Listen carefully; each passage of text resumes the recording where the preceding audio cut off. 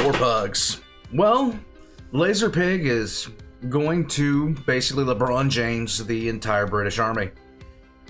I don't know, but we will soon find out why. Guys, I'm hoping that you're having a good day. I'm sitting here with my own gamer subs. The pig needs a cup. I'm just throwing that out there. I'm just laying it out there for anybody that would be saying it.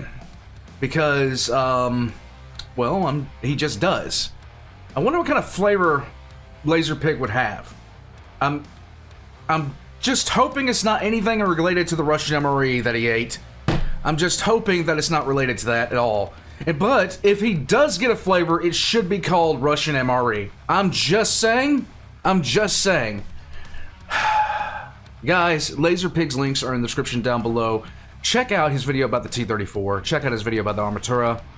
You will not be disappointed. Yes, he is a pig. It is okay. It is fine. If you can't get over that, I don't know what to tell you. Warpugs, let's get right into this. All links in the description below. Let's go. In spite of my protests, renewed. Yep. This video was sponsored by GamerSubs, who in spite of my protests, renewed my contract, and I've been ignoring them since January.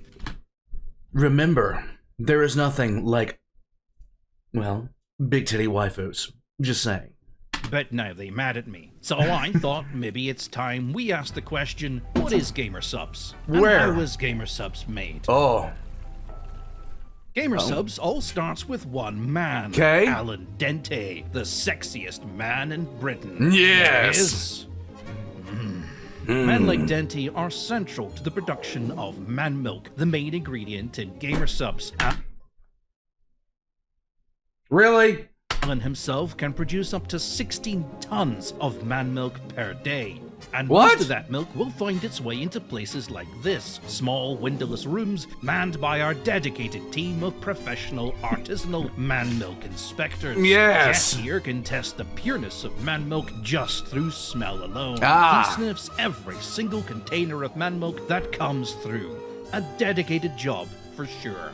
Once it Yes. meets Jeff's strict approval, it's off to the races. Yes. Now in color, the milk is heated in one of these large copper boilers for that added steampunk flair, and to remove any blood or vomit that may have accumulated in the milking process. Blood or vomit. Yes. You want to avoid those ingredients. It's a tough life for old Alan.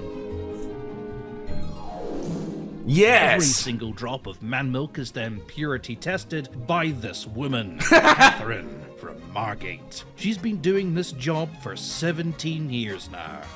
Never once had a day off. The now Catherine approved milk is beaten by this machine to remind it what a naughty boy it is. It is then spiced by the machine of horrors.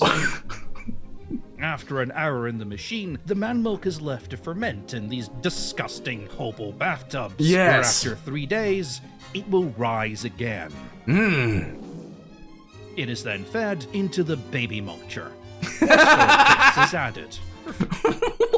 Hold on, what? For after 3 days, it will rise again. Yes. It is then fed into the baby mulcher. Horse girl piss is added.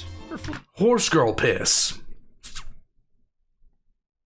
At least I know who his VTuber is. Flavor, as well as cocaine. Yeah! It is then placed back into the baby mulcher to be mixed into that delicious Stop, golden... cut the music! You're just being silly now. You know that's not how GamerSubs is made. Just tell them it is sugar-free, carb-free, keto-friendly, and has a range of caffeine-free options. That's all.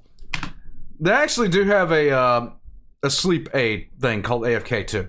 Now, would you kindly get the fuck out of my horse girl piss factory and stop stealing all the piss? No, I need it! Come here, Aguri Cap.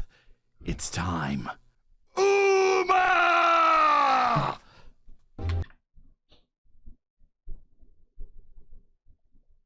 No. GamerSubs, remember to scream my name during orgasm for 10% off.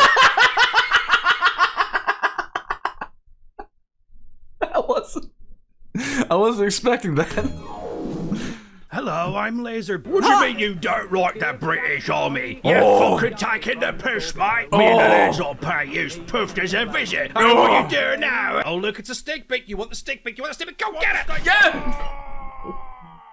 Okay, let me rephrase that. Okay. I have certain issues with the way the British Army operates. And I don't mean as in I have an issue that nearly half the military's budget is being spent on a single aircraft project that can apparently control drone swarms and shoot lasers and finagle magic and guess your card from across the room and other mysterious things. And the other...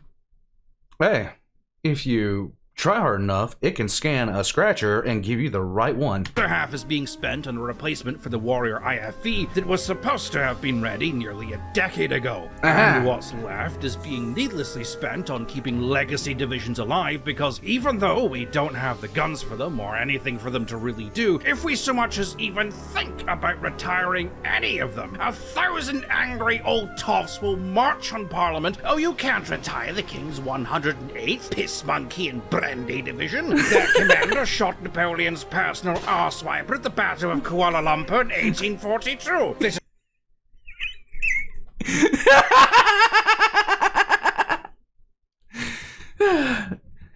Frankly, if there was such a position as Napoleon's personal ass wiper, I'd want to keep the regiment that blasted him out too. is the pride of the British Empire. Yes! Meanwhile, our tank fleet doesn't have the capability to produce spare parts, let alone new hulls. Squaddies are being asked to bring their shovels from home to dig trenches, and the King's Guard has about 4 rifles between them. Nor is it that the legacy of our armoured manufacturing industry, once the envy of the world, has been reduced to a single factory, manned by 8 guys who have to share a hammer. No, it's nothing to do with the constant gutting of the army, the over-bloated procurement system, or the fact that the upper ranks seem to be stuffed entirely with people who have to have conferences and PowerPoint presentations to explain to them what modern things are. Don't even start with that. There was actually a brief to describe what Naruto running is. I don't even start with that. We do that crap too. At this point, so the procurement is at an all-time stupidity. I'm not even going to say an all-time high. It's at an all-time stupidity. Because military procurement has long since, there's no way it costs $300 for that seat. It's uncomfortable to begin with, and it doesn't fit in the spot that it was supposed to. So there's no way it's going to cost $300 or $1,000, depending on what you said. It's dumb. It's literally dumb, overbloated. Government contracts, it is stupid. This is a phone. Good lord. By Lord. Never. Oh. Or the fact that half our training facilities are in states of disrepair, or that we got this big blitzy presentation called Army 2020, which seems to mostly revolve around turning the military into some sort of pit where business buzzwords go to die. Because Right. I don't know what 3rd generation quantum warfare is, and I suspect neither does anyone else. And what is that buzzing noise? Citizen, your unpatriotic attitude has been noted. You will be deducted 5 Tesco Club Card points. The Tesco's! Okay, fine, look. My biggest issue is that the British Army has a bit of an image problem. And what I mean by that is... Citizen. Okay, look, let me demonstrate something to you. Okay. The thing is, you look at a T-90, and it looks dumb as shit. It's a bunch of boxes and computers taped to a cheaper mass-production variant of a tank that was built in the 1960s. Its predecessor, the T-72, was built to prove that fancy computers and high-end technology was absolutely unneeded on tank systems, and for the past 50 years it has proven this fact by continuously having those systems added to it in various upgrades. Of course. I don't mean to shit on people who have a genuine love for the T-90, yes I do, but it just looks dumb. Wobbling around fields trying to pretend that all those funny armor boxes absolutely definitely work and aren't They're filled with cardboard, by the way. Corrugated cardboard. compensating for the fact that underneath them all is the same boilerplate steel and composite armor that they developed to fight the M47 Patton, and then consistently insist that it's actually some new fancy armor technology that they totally invented that's so brilliant it's still relevant even today. I'm not really sure how I can describe how goofy looking I genuinely find this thing. I'm sure there are a lot of people who look at it and see something that's incredibly gorgeous, and I kind of see that with the T90M. There's a certain edge to it, but to me, it just just kind of looks like someone's furry OC that they just couldn't stop designing because they saw something that someone else had and also needed to have it. Okay. I want dragon wings and raptor claws and a big fluffy tail and red eyes. No, wait, only one eye's red because he's a vampire. Yes! And 4 arms and 2 arses. I'm not... no, I'm not drawing a creature with 2 butts. With 2 butts. And you get the idea. In spite of having a main battle tank that is the armored equivalent to a fan-made Sonic OC, the T-90s and its derivatives are loved. And the armored warfare fandom, there are probably more people who started their life as a tank nerd by fanning over this thing than almost anything else. In fact, it's quite common to find people in the fandom who consider themselves experts who can write epic-long sagas on the history of this thing and know absolutely nothing about Western NATO tanks outside of basic Wikipedia shit and the memes. But why? Why does Russia's We Have an MBT at Home have so many fans? It's really easy. Frankly, propaganda. Propaganda, it's easy enough said. The Russians do propaganda like pretty much nobody's business. It's actually kind of sad the amount of propaganda that gets done. And that's all you need to know about that. The reason people okay, so quite literally, anytime you see a piece of Russian technology, just assume it's 20 years out of date and about 5 times worse than what it would expect. What is it about this thing that triggers so much love for something that is so infinitely shit? And why does any time this tank even gets slightly criticized, its fans immediately start screaming like a pack of mildly offended Tumblr bloggers? I've made that joke before, but I don't care, it's funny. Well, I don't have an answer for the second one, but I might have an answer for the first. The thing is, when Russia wants to showcase the T-90, they do films like this, with it driving through the mud all sped up so it looks more impressive. The drone gets in front of it, and it's all shot at Dutch angles, and it's all set to fast-paced music, and wow, look at that. That looks amazing. Suddenly all the comedy shortcomings of the T-90 are forgiven when you see it tearing ass across a field. And when it hits the ground after it jumps off that hill, they don't show the immediate aftermath of that, where everybody inside is strapped in and you have CTE. Now compare this to the Challenger 3. Oh boy. Oh. The thing is, the Challenger 3 is probably one of the most significant tanks in British history. Not only is it a vast improvement over the Challenger 2, it is quite possibly one of the most powerful main battle tanks currently in service within NATO, and it doesn't come with the 288's ridiculous price tag. What it shows is Britain can still play with the big boys. Even with its stripped bare military and laughably embarrassing budget constraints, it can still occasionally pull off shit like this. Alright, it's a discount Abrams X, but at least they're putting it into production and not just wheeling it between arm shows like the last 2 upgrade proposals or the Abrams X, or that weird looking Leclerc upgrade. The point is, this tank is highly significant. It's brilliant in its own right, and it's a good way for Britain to regain some lost brownie points. Britain has the longest confirmed kill shot of all time with the tank, just saying. So how do they showcase it to the world? They hold a press conference. Yay! As the single most powerful tank ever built in Britain is showcased to the world by sitting it in the corner of a warehouse in harsh lighting while a politician in a suit rambles on stage about how this will keep the country combat relevant, something, modern digital battlefields, and whatever other buzzwords the board pulled out of a hat. And remember, they got the water bottles. They got the water bottles from 7-Eleven, okay? The water bottles are key. Are those Christmas lights? Yes. God, we just can't do showmanship in this country anymore, can we? We used to write sonnets about how shit every other country was. We painted massive works of art to show us kicking the absolute crap out of every country we just called shit, and then we'd write plays to talk about how glorious the whole adventure had been, even if we lost. Yay! And then the empire fell, and now suddenly it's, shall we put a bit of old razzmatazz on for the announcement of our new tank? Now, lad, no need to show off. Got some fairy lights and back a van, that'll do. If the Ukraine war hadn't happened and hadn't become such a big focus in my life, I'm pretty confident I'd have spent most of my time annoying the 77th, which is sort of unofficially Britain's military propaganda unit. There was a big hee-haw about them back in the 2020s because, well, supposedly, they used dummy accounts on Facebook and Twitter to try and influence opinions.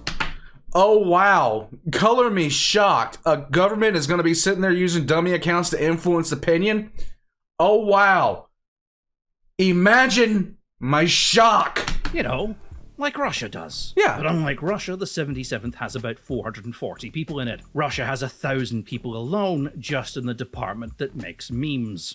And by the time we subtract the headquarters, the staff corps, the immediate You'd think some of them would be good. operations team, the Honourable Artillery Company, the 6th Military Intelligence Battalion, the Security Capacity Building Team, the Psychological Operations Group, and the Military Stabilization Support Group, and you actually count how many of those 440 people are within the 5th Information Operations Task Force, and it's probably 8 guys in a shed. Yay! I can see it now. Hey Teddy, these Russians are getting a little bit uppity on Facebook. Oh lad, give them a dislike, that'll show them. I can only do a limited range of English accents, and Don't you've worry just about it. heard all of them. Don't worry about it. It's okay. We're here for you. I really hope that I'm wrong, but deep down, we know I'm not. Because anytime Britain releases a little bit of the old propaganda, they always feel they need to cut to an opinion from a squaddy who's about 4 pies and a pint away from being The true Brexit geezer. yeah, it's the best because it's British, and when it's British, it's got to be the best because it's British. And what the fuck are you doing? Can we bring back the British propaganda of the 1970s, where Captain Mustache screamed about how the British Army was the best in the world because we had the shiniest shoes or something? This here puddle is the mark of our greatest enemy. Not the communists, not the Chinese, no sir. Sloppiness. Yes! Right, sir. Can't win a war with a bunch of sloppy men slopping it all over the place. If I had been in charge of launching the Challenger 3, it would have smashed through a goddamn wall. Rule Britannia roaring in the background as Ben Wallace steps out of the hatch in full Napoleonic regalia, and at the top of his voice screamed, "Hey Amata, suck my dick." Because to be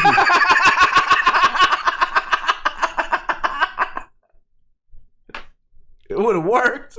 It would have worked.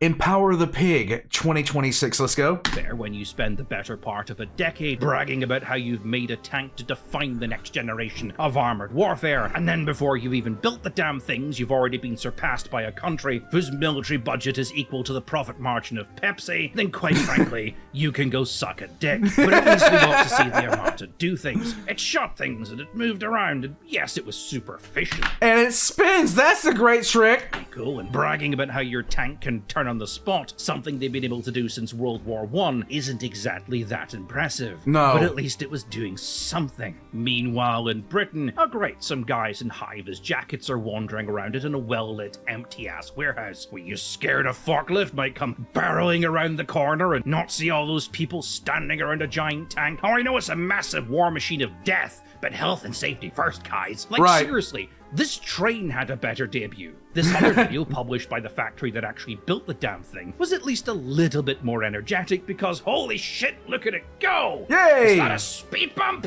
Oh, we mustn't break the speed limit on this clearly not public road. Of Look, course the not. turret moves and it's over. Okay. 30,000 views. An actual video where it moves around and no, it's night and everything, and get your fucking subscribe button. Yeah! 1.2 million views. I wonder if there are any clues here. Maybe, I don't know, when you're showcasing your stuff off to the world, it helps to have a little bit of presentation. Yes! Britain is a You have to know your audience. You have to know what they want, okay? You have to know what they want.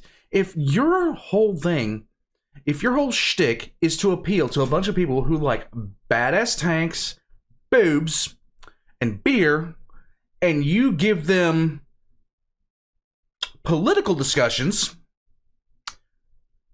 cheese nips, well, cheese nips and beer, dude. You know what? Shutting up. You get it. You absolutely get it. country that is fantastically whimsical. They don't get it! I'm claustrophobic! It is a country so rich You're claustrophobic, love. What? in history and culture, you can drive for an hour across it, and the accent and word for bread roll has changed 3 times. Tomorrow. Tomorrow. Tomorrow. Tomorrow. Tomorrow. It's tomorrow. No, it's tomorrow. But it's a country famed for its sense of humor. Okay. Dear Lord, what a sad little life, Jane. You ruined my night completely so you could have the money, but I hope now you spend it on getting some lessons in grace and decorum, because you have all the grace of a reversing dump truck without any tyres on. I don't get it. Well, you wouldn't, let's be honest. There's nobody in there, love. This is the home of Shakespeare. Yes. Monty Python. Yes. Stand there, Corbin! Like you've never seen the undercut before! Father Ted, Faulty Towers, The Office, Absolutely Fabulous, Philomena Kunk. When you teach your kids Shakespeare, do their heads grow physically bigger? No. Mr. Bean, Yes Minister, Blackadder, Spitting Image. We believe that people should be able to stand on their own 2 feet. So give me that stick. Garth Marenghi, Thick of It, and that greatest of all comedies, The Labour Government. This is a country where when the government attempted to introduce the protest license, you got a license Protest license. for that protest, mate. The great British public read the legislation very carefully and Uh-huh. not only discovered that they would need 1 license per protest per location, but that under the Human Rights Charter, they couldn't physically be denied this protest license, and it would have to be granted within 6 days of application. Uh-huh. So 3,000 people descended upon a single police station, each one moving at random throughout London, each protesting a different thing, and changing what they were protesting at each location, all on the same day, each requiring 21 individual licenses, making a grand total of 63,000 licenses to be processed out of a single office in a single police station in 6 days.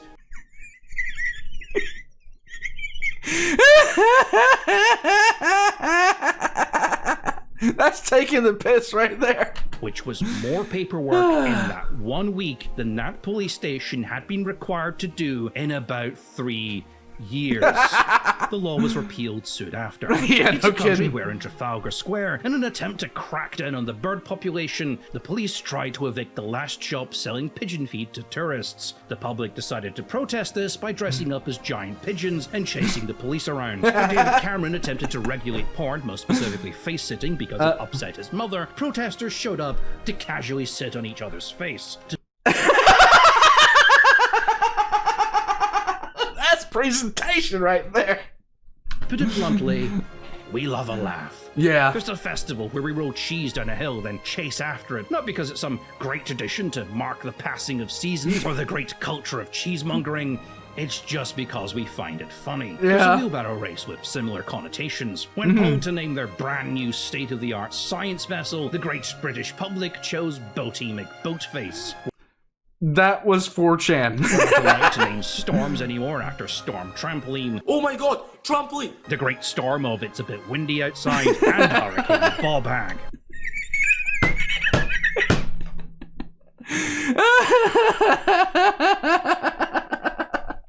It's a country where we made up a fucking animal to literally troll Americans. There's a statue to a broom in Manchester that's an in-joke that I'm not going to explain here. The Teletubbies theme song was top of the charts for 2 weeks just because everyone wanted to annoy Simon Cowell. Nice. We had 5 miniature roundabouts surrounding a much larger one, and we gave it the most appropriate name we could. And we keep it because it gives the Germans a panic attack. I don't know how to explain Mr. Blobby to people who aren't British. I'm sorry, I just don't think I can explain the cultural significance behind a children's TV mascot that at any point might just show up unannounced and break things.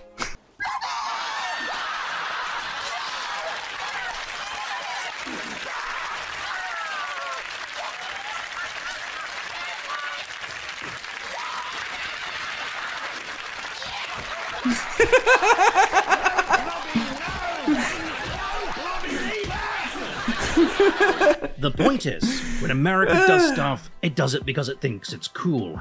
When No, we don't. No, we don't. We understand we're stupid. Britain does stuff, they do it because they think it's funny. And yet, the British Army has always remained on the flip side of that. It never used to be this way, and you'll never have more laughs than being stuck in a pub full of British military veterans. But in recent years, the British Army has suddenly had an obsession with presenting a professional and, dare I say it, politically correct image. The music video they produced back in 2003 that went viral and crashed the internal internet just wouldn't fly today. And I feel like Nothing in 2003 that came out of the desert would fly today. Let's just be honest with ourselves. Let's just be completely and totally 100% with ourselves. it wouldn't fly. Missing something because of it. The British Army will never have the same badass, awesome energy as the Americans. We'll never have that cold, steely tone the Russians used to be able to pull off. And yes, there has been some attempt to reinvent the image of the British Army as these dark, secret, macho elite special forces. High post-production Lazerpig here. Hey. Can I just say, the recruiting ads for the Royal Marine Commandos go fucking hard. Check this shit out. Let's go.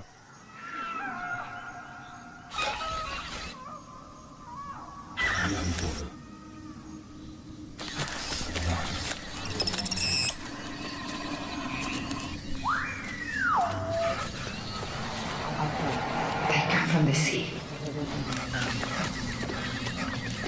Where one walks, many follow. Yeah, this kind of goes hard. Like shadows. Wherever you run. They will be there, watching, waiting. Nice.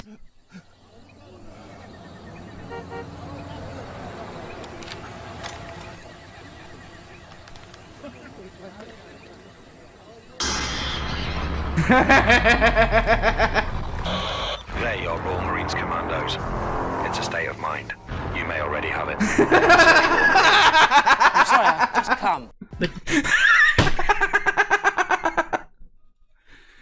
It works. It really does work. It 100% works.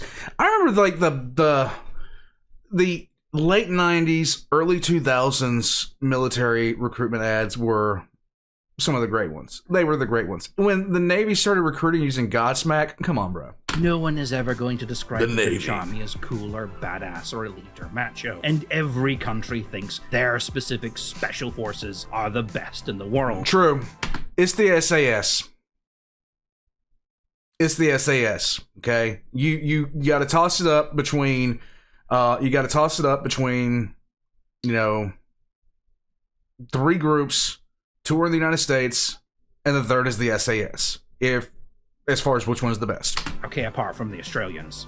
Which is probably why Teabas are always so defensively salty online, because really, it's the one thing we have left. Yeah. But in reality, we have to realize we're never going to be Superman. We're Danger Mouse. And honestly, we should just own that.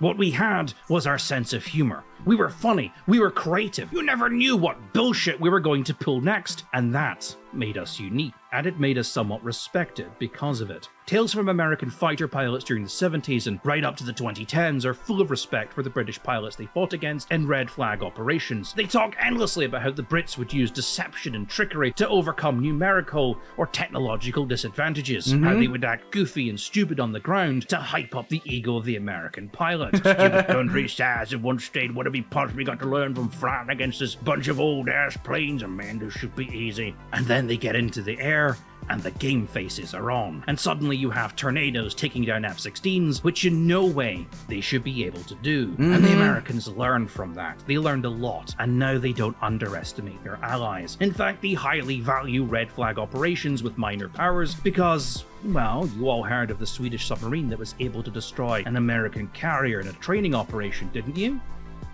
But you didn't hear about it happening again, did you? Minor military powers can't just abuse easily readable brute force and must fall back on creative thinking to overcome problems. And in doing so, they can highlight weaknesses in a defense plan that wasn't otherwise obvious. And Britain was one of the best at doing that. There's a lot of instances where we have war games where the mission objective for the main force is to do practice communications and things like that. I was involved in several types of those war games where the goal was less to, work with tactics or anything like that. It was more to work on communication between various groups within NATO. There were other times, however, where the goal was not communications, and those were the fun ones, especially if you were on Op 4. Because the philosophy of the British Army has always been that innovation and experimentation can overcome all obstacles. Hi, post-production Lazerpig here again. I know that's not the actual motto, but if I have to say improvise, adapt, overcome one more time, I'm going to throw a baby out of a window. That's not something that's unique to Britain. Many countries innovate creative solutions, but Britain is one of the few that has consistently won wars by Wallace and Gromiting its way out of the situation. This is something that is required in a military to understand. Wars are often won not by those with greater numbers, but by those who adapt the most to change. Ukraine's constant ability to innovate has allowed it to win several impossible victories over the Russians, who inhabit a culture where innovation in the military is discouraged. There's a thing called military logic. I mentioned this in a previous video, but I think the 1980 film Airplane best sums it up. Go for it. Maybe we ought to turn on the searchlights now. Oh. That's just what they'll be expecting us to do. Or to put it in a term you might understand, if you're playing something like Warno or Wargame Red Dragon, or that one game no one shuts up about, and you're at the point where you know the map well enough, the chances are you know all the best places to position your troops. But if your opponent also knows the map well enough, then they are already pre-sighting those positions for artillery strikes. Essentially, if you always do what is logical, if you always make what is the most obvious and best move for you to make, then you'll always be predictable. Right. And if you're predictable, you're dead. True. This is something the Americans have also gotten quite good at, hence the old meme, if we don't know what we're doing, neither does the enemy. This is really works. This is the truth, okay?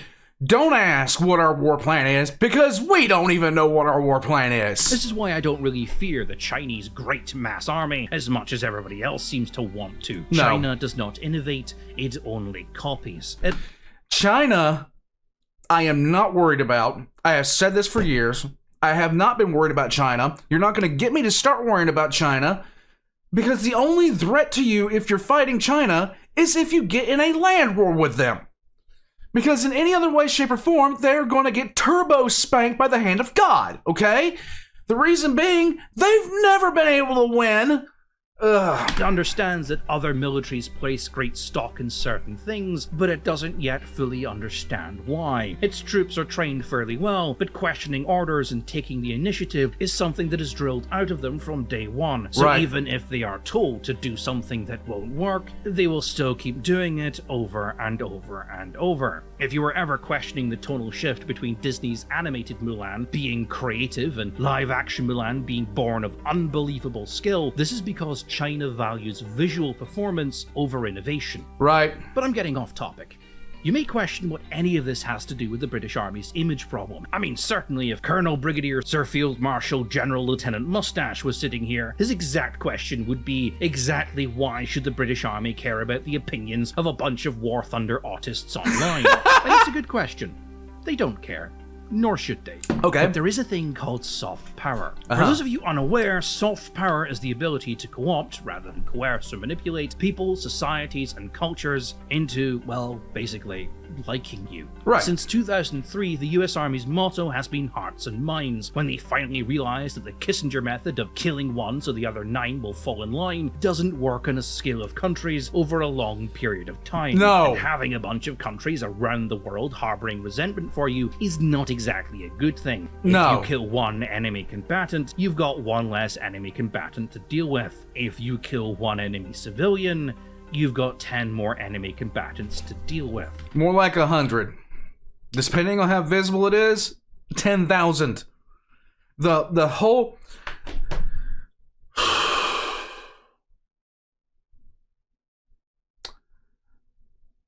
When I was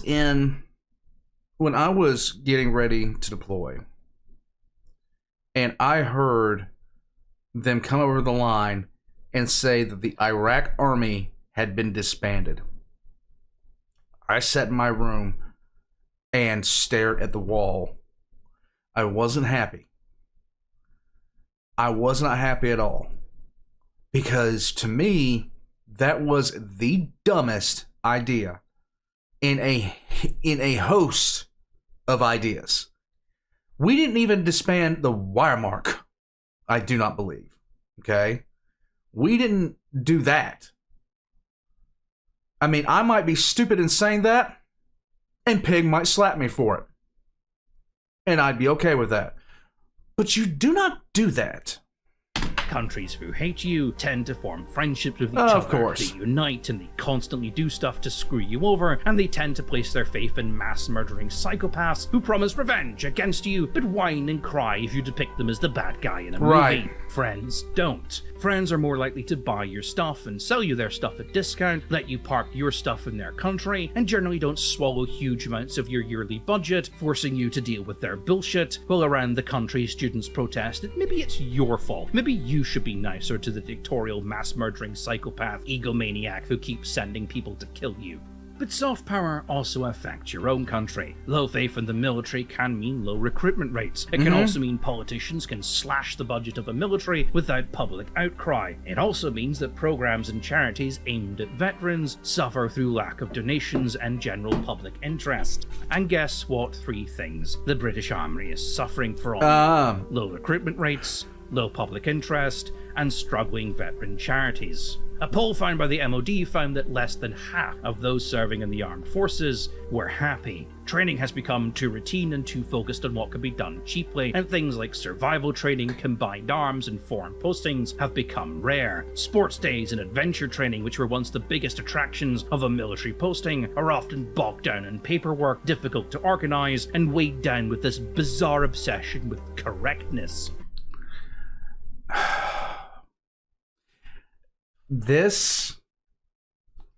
You've got to be able to cut loose while you're in the military. You've got to be able to cut loose, because otherwise it is a process of losing your mind that simply does not stop. It does not stop. Combine this with the higher standards of recruitment, and we have an even bigger problem. Only 10% of recruits pass basic training because the army has decided it no longer wants to fill its ranks with this year's batch of college dropouts. They need professionals, young, intelligent minds with the drive and passion to be better. But military jobs offer no greater perks and considerably lesser pay than those in the civilian sector. Right. In the words of one former soldier, no one who can avoid it is going to accept $13K a year to be shouted at. To put it simply, if you're the exact kind of person the army wants, you're also the exact kind of person the private sector wants. Yes. And they come with better perks. I don't know, guys, but I don't think smartly dressed men marching up and down a square is going to solve this problem. But fear not, I've got some ideas. When we went into Iraq, the money to pay for that came from a special reserve, which is code for Britain's black budget. That was around $7 billion. 400 million of that was supposedly just on soft power, humanitarian aid, infrastructure rebuilding, giving Iraqi children Christmas presents, etc., etc. Now, for just a quarter of that budget, I could employ a special division of the military that employs every single supermodel in Britain. Countries would be begging for us to occupy them. Our enemies would lay down their arms immediately. Oh, I've been such a naughty world superpower. Come police action me, Britain. I'll behave now. But maybe I need a good spank. You know that famous picture of the US deploying a Burger King from the back of an airplane? Do that. America, all right? America, all right? All right? That, but with Greggs. Introduce the world to the sheer lustful power of the steak bake, and we'll have the meeting out of our hands in no time. Imagine the look of pure jealous rage at mealtimes while the Chinese are still trying to work out how to deliver food to the front lines without it all rotting, while the Brits are rolling up with their cheeky Nando's MREs. Imagine diplomatic calls being in the subtle voice of Sir Stephen Fry telling them to stop being so silly, and if they continue to be silly, we'll up them to Brian Blessed. Are you retarded? In fact, we should use unilaterally. Send our troops positive messages. Imagine the boost to morale when troops serving on the front lines are constantly reminded by their commanding officer that they are currently not in Birmingham. Imagine just how much we could deflate rebel forces by opening up a theatre that shows Mr. Bean and reminds them all that even if they live in a war-torn, fucked-up country, they currently do not live in Birmingham. And alright, can we put figureheads back on the front of ships? Britain's greatest resource is its sense of humour and its creativity. And I feel it's being lost in this obsession with presenting a professional image, which for the people in charge of the army seems to exclusively mean being poised, proper, and strict to regulation, under the fear that even so much as straying over the line would be an act of silliness, reducing the British army to a circus. The thing is, you can have both. Yes, you British troops can. were not allowed to use cell phones to call home because the Taliban were high up in the mountains using scanning devices that could listen into their private calls. Uh-huh. The British spent millions trying to invest in technology which would prevent this, whereas one unit found the easier and cheaper solution was just to have a single cell phone in the middle of the base that no one was allowed to use, but frequently use its number to sign up for free porn websites. This is the new age of the internet, where discussions online are plagued by bots having conversations with other bots, and not everyone is tech savvy enough to recognize that those are bots. What is it? This, Jen, is the internet. Or realize that their opinion is being manipulated by a foreign agent using those bots. To some, the mere concept of that alone is ridiculous. Everyone thinks they're immune to propaganda. Everybody. Most people in the world don't even have enough internet savvy to not click on suspicious links in their emails. They are rarely online and have a tendency to look down upon the people who are online a lot. As a result, John Public gets most of his opinions from his friends. Right. He doesn't really question where that opinion has come from. People have no reason to cross-examine their friends for factual accuracy, so they have no idea if their friend is presenting them well-researched information, something they heard from a cab driver, or something a Russian Twitter bot told them. Or you can just be like me and be like my friends related to me and just realize that we're stupid and we're probably wrong. More likely someone who was being influenced by a Russian Twitter bot, or paid by one. Russia is miles ahead of us in this game. As a country which invests so heavily in propaganda and is so sensitive about its image, I'd expect them to. They understand what makes minds in this new age tick. They've written up huge documents on it. They've been doing it for the past decade and are so successful, people, news anchors, and the President of the United States of America regularly repeat Russian propaganda lines seemingly oblivious as to their origin. There are defenses against that, none of which involve reducing the British Army to a circus act. As Russian troops were spotted looting Ukrainian homes and images of them stealing toilets flooded the internet, the best thing the British Army could have done was a short mockumentary showing them defending the most important parts of British infrastructure, the plumbing section at B&Q.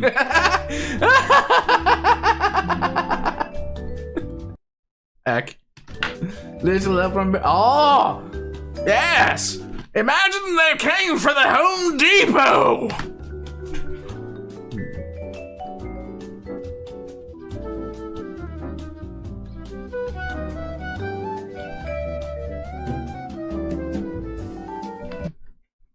Yes, Lazerpig is a dirty wood sniffer. That is how you counter Russian propaganda. You troll them. It's based on like a bizarre notion, but Wendy's has successfully run a brand based entirely on this idea for decades. And trust me, as someone who is a regular target of Z-bots online, nothing pisses them off more when you refuse to take them seriously and start laughing. And the Russians find this I remember this! infuriating. Russian Z-bots are constantly showing pictures of destroyed Western tanks online, especially the Challenger 2. This is to try and provoke Tiabus to start whining about it to make them look weak. It also helps dispel the myth of the tank's invulnerability and places questions on the capability of Britain's tank fleet as a whole, as well as its successor, the Challenger 3. Going in with arguments about how this one was destroyed by its own crew, and the second one is a classic example of bad ammunition storage, is not going to work. Because, well, maybe you convince a handful of people, but the bots are going to claim you're just coping hard, and then continue like you didn't actually make that argument, and everyone else is just going to go along with it because it's funny to dot on the British. It's Europe and America's favorite pastime. No, it's not. Is it? I didn't think dunking on the British was. I thought dunking on the French was. Best thing the British Army could have done the second those images started going viral was to make a Twitter post which states, "We have the one weapon Russian tanks fear," and then show a picture of a tractor. Out of everyone, Russia and possibly China have the biggest egos and are very, very quick to descend into piss baby mode anytime that ego is tickled. Creating conditions where our enemies act like crybabies on the internet is how you win. This was literally the best information war, not trying to fight them with calm, reasonable arguments. Calm, reasonable arguments come after you've won that first battle, after you've made your enemy look like an idiot, and then you have the stage and you are free to say what you want. Because when your opponent is seething and coping, that is the best time to look calm and reasonable and present arguments, and your audience will just lap that shit up. Right. This is how the right wing, or the alt-right, exploded into popularity back in the 2010s. First they made their opponents look stupid, and then followed this up by making themselves seem the smart, calm, reasonable choice by comparison. It's also why they always did rallies and gave speeches in places like Berkeley, where there are a high concentration of reactionary left-wingers, so they were always guaranteed a cringy response they could look mature and sensible next to. What they actually said... That guy? I don't know about that guy. Was irrelevant so long as it sounded reasonable and truthy enough, which honestly isn't as hard as it sounds. You've got half the population of the internet simping for Caesar because he... I never thought Milo was any, like, oh god, never mind. Basically said society... Milo. What the hell? Bad, but in a voice that could melt butter, which makes the difference. If his voice was high-pitched and whiny, no one would give a shit about what he said. True. Now, there is a deep psychological reason why so many people simp for stuff like this. It's obviously deep and it's daddy issues. It's daddy issues. What I'm saying is there's nothing lost from acting a little bit more bombastic and outrageous on the world stage. There are times where seriousness and stoicism is required. This is not one of those times. Army generals are not politicians and should not be sterilized to act like them. Soft power is as much theater as anything else, and you don't win people over by always taking the safe, unoffensive option. True. And just on a personal note, if anyone from the Royal Navy is watching this, he's dead, okay? He's dead, he's gone, he's not coming back. Get over it.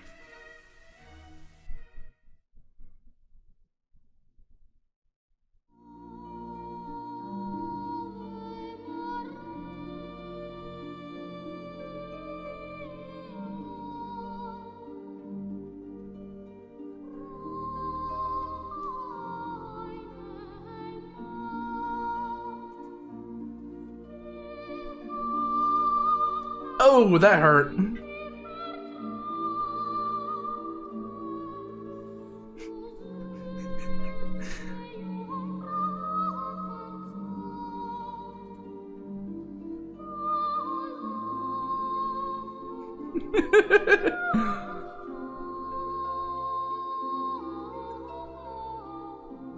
Yeah. This is why we cannot into space, Warpugs. This is why we cannot into space. If you were wondering, by the way, what in the world? Oh, I didn't know what was going on there.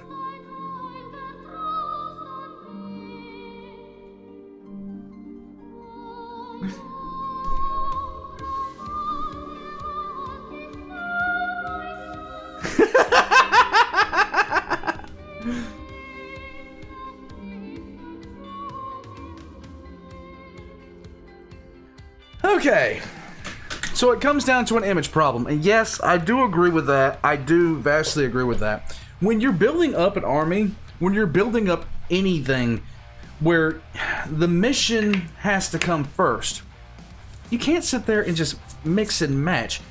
You can't, oh god, Warpugs. The United States has a very large army by comparison to most of its allies. It does, okay? If you're wondering about the military budget, it's not even close, okay? It's ridiculous. It is ridiculous. The United States has several of the largest air forces in the world. Several, I'm just saying. To try to just sit there and change your image to this highly professional, clean cut, all this other kind of stuff, it could work, but you gotta do the damn thing right. You've got to do it right. And from what Lazerpig is saying, because I don't watch the recruitment videos. I don't even watch my own recruitment videos. I just don't.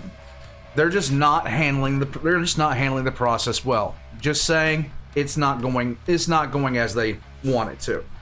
Now, as he's saying, yeah, they really need to stop taking themselves so damn serious. But that's the thing with, pretty much everybody today. Everybody wants to be taken so damn serious, okay? So it's like, all the time. It's boring, it's pointless, it's stupid. Warpugs, thank you for watching. Check out all the links in the description below. Get some gamer subs. Do not scream Lazerpig's name. Don't do that. I just don't. Especially not in my Discord and the voice channel, please, for the love of God, because now, you made it weird! You made it weird! Are you happy? You made it weird! Warpugs, I'm out. I'll catch you guys next time. All links, description below. Join as a member Patreon for early access. Later, Warpugs.